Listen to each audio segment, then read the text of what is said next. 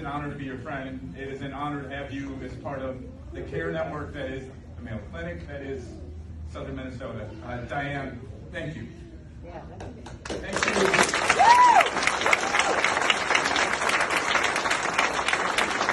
you, Diane, for telling what is an important distinction that healthcare is a matter of policy, but it is ultimately a human story at the end of it. Yes. Randy, your leadership in Rochester continues. Thank you for being a part of this, for being here with us.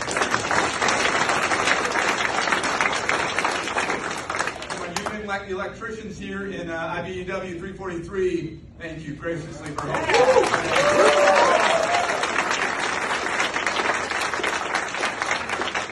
And for my family, Amy, Connor, and Declan. They're pretty great.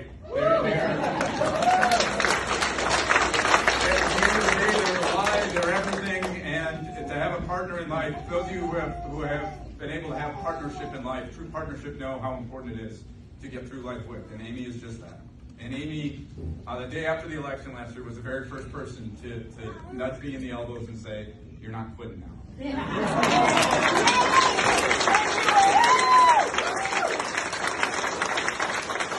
was so great. Thank you to all of you. Lastly, most importantly, there are friends here I've known for years, friends that we're making here today, and people that have been there all along, and I can't thank you enough for being here today, taking time out of your Sunday to show that you too believe the idea that people come first in our politics, that people come first in our governance.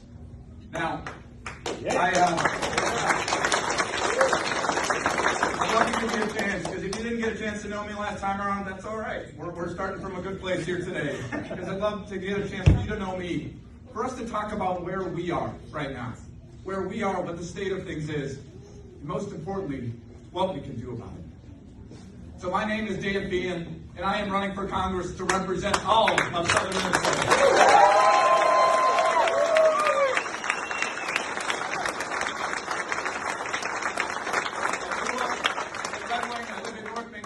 My beautiful and growing family, and I have believed in the idea that people come first because that is who we are.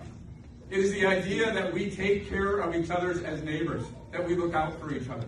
And that, yes, we may disagree, but in spite of that, we still take care of each other. And it's this very simple value that I've carried with me every step of my life. The idea that people come first. The idea that in Iraq, people came first, my soldiers. The idea that my students came first. The idea that in the Pentagon, our service members came first. And the idea that on the campaign trail, it can be no different, that people have to come first. That has motivated me every single day of my life, and it will motivate me every single day of this campaign. Because if we can't campaign that way, then how would we ever expect our policies to change? How would we ever expect a policy that does not put people first in every way, shape, and form that Diane and Mohammed have just told us about? How would we ever expect that to be any different? But it started for me, and I'd like to share a story I get a chance to share very often along the way that I've been thinking about a lot lately. I went to Iraq first in 2006. I was an engineer officer, and my platoon's duty, there was 24 of us. My platoon's duty was to search for and disable roadside bombs. It was an incredibly tough job at a time where we could not figure out how to stop them as they were getting bigger and more devastating to all of us. And it was a moment where morale could not feel lower, where we all felt defeated, where we all felt that it was just a matter of time before one found us. So much so to the point that we would literally just drive as fast as we could down a road, just hoping that we wouldn't get hit. That feeling of hopelessness is something I will never forget, because you felt incapacitated, that you couldn't do anything about it. But I was 23 years old, and the only thing I could offer in that moment to those soldiers was a different perspective. Was the idea that I was looking at this problem for the first time, and maybe that could help. And I introduced an idea that we took on. Let's not drive as fast as we can, let's go as slow as we possibly can.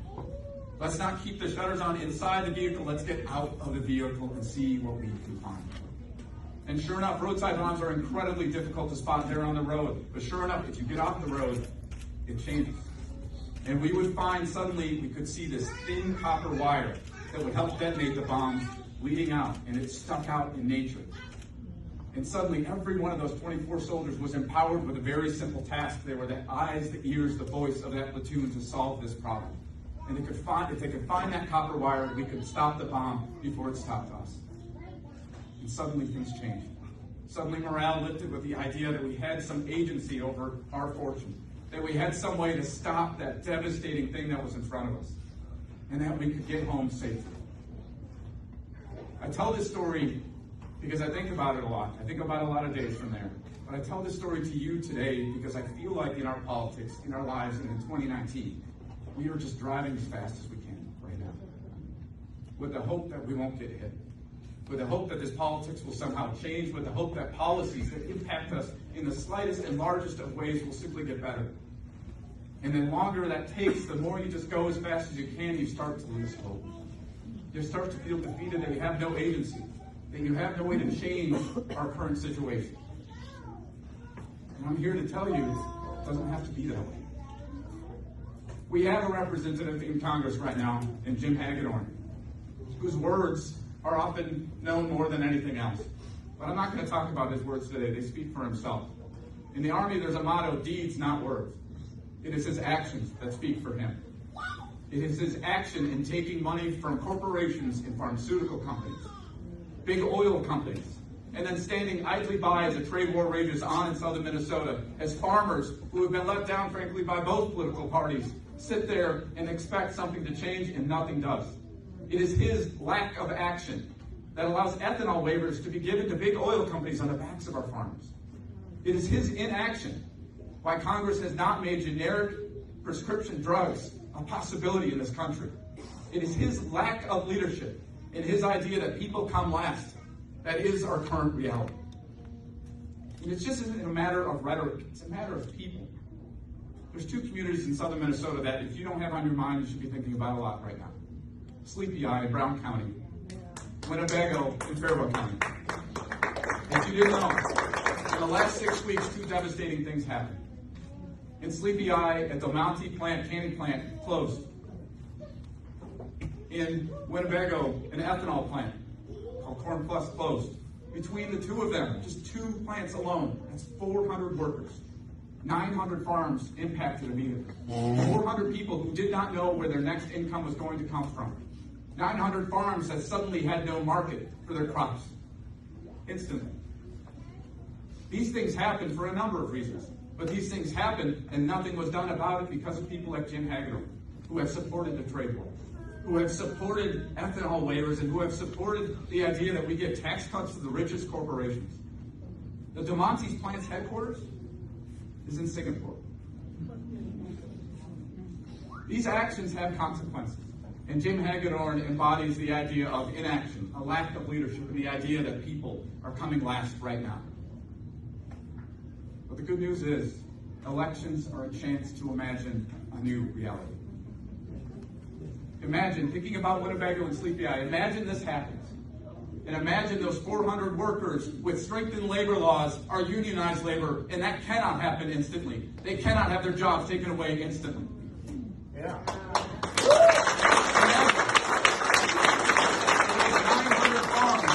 Those 900 farms who suddenly have no source of income that taken away. Imagine we aren't giving waivers to big oil companies. Imagine markets so diversified that they can sell locally. Imagine farmers being a part of the fight against climate change.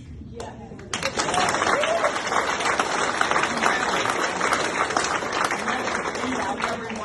Each and every one of you, the idea that all of those people woke up and at least they weren't worried about their health care. Because everyone had access to affordable health care.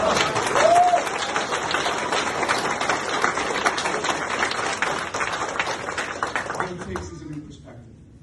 And all it takes is every one of you. Imagine a politics and a governance that puts people first. Folks, my second tour in Iraq is a guy I think about a lot. It's a soldier named Sean Gallagher. He grew up just down the road in Iowa, and in 2008, he was a 20-year-old, and he was one of the newest soldiers to my platoon.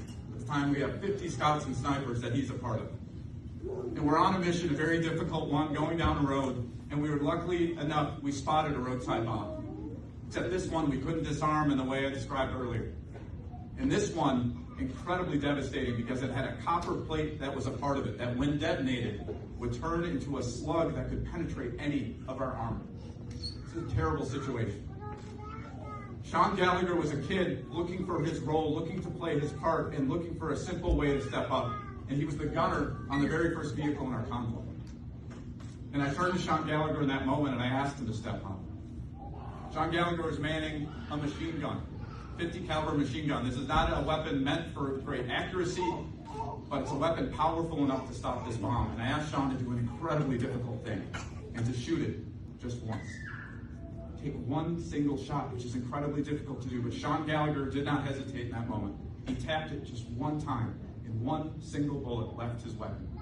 That one single bullet struck the roadside bomb at exactly the right juncture, so that that copper plate bounced down the road and the bomb was disarmed entirely.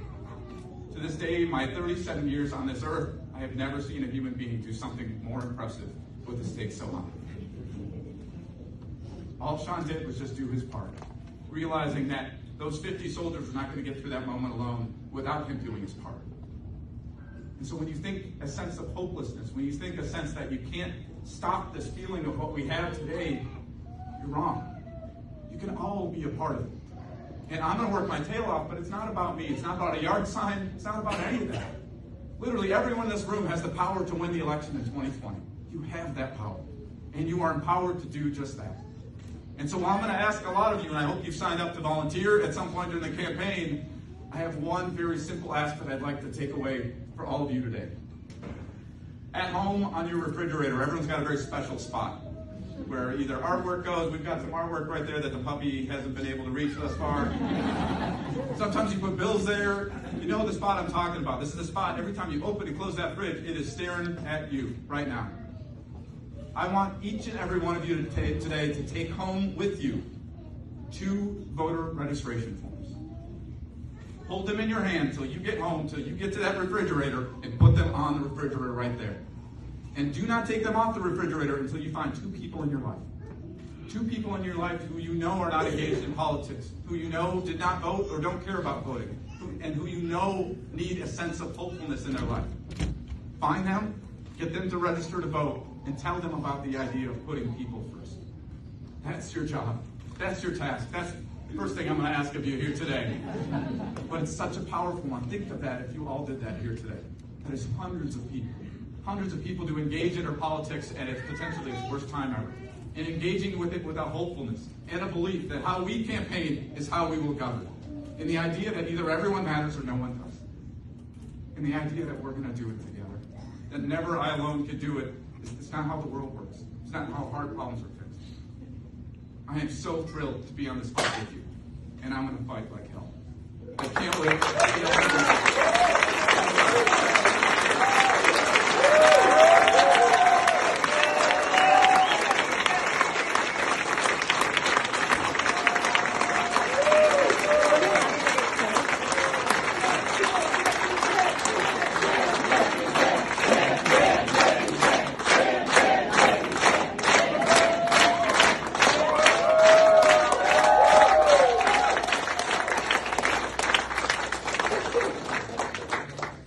Randy, did you get the talk again? Yes, please. Thank you, everyone.